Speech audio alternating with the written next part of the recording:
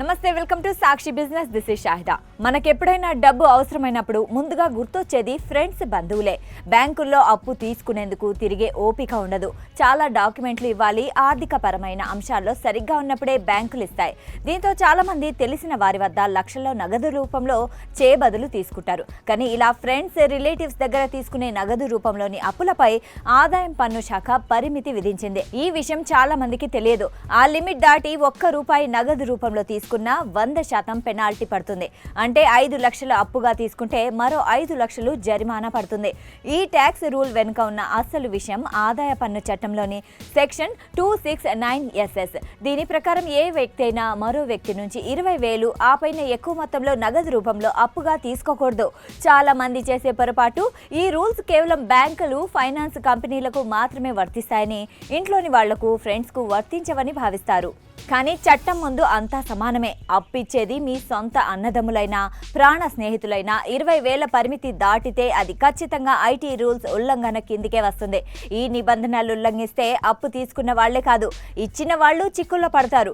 నగదు రూపంలో అప్పు ఇచ్చినప్పుడు ఐటీ శాఖ నోటీస్ ఇస్తే తీసుకున్న వ్యక్తితో పాటు ఇచ్చిన వ్యక్తిని సైతం విచారిస్తారు.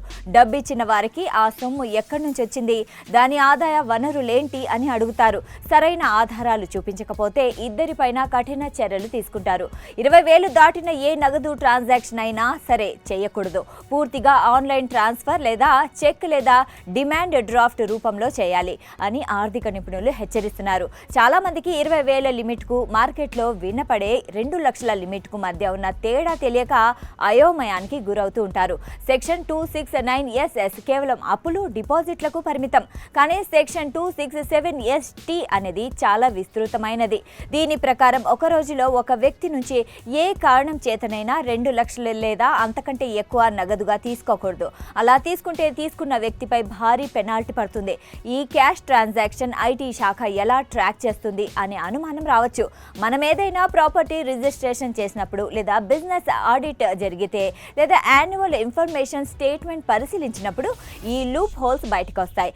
ఒకరు తమ అకౌంట్ బుక్లో అప్పు ఇచ్చినట్లు చూపిస్తే, మరొకరు దాన్ని దాస్తే ఐటీ స్కానర్లు ఈజీగా దొరుకుతారు. కాబట్టి అత్యవసర సమయాల్లో ఎంతటి నమ్మకస్తుల దగ్గర డబ్బు అప్పుగా తీసుకున్నా డిజిటల్ విధానంలోనే లావాదేవీలు పూర్తిగా చేయాలి.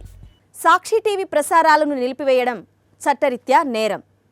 సాక్షి టీవీ ప్రసారాల కోసం మీ స్థానిక కేబుల్ ఆపరేటర్ని వెంటనే సంప్రదించండి. DTHలో, ఇంటర్నెట్లో కూడా సాక్షి టీవీ ప్రసారాలను వీక్షించవచ్చు.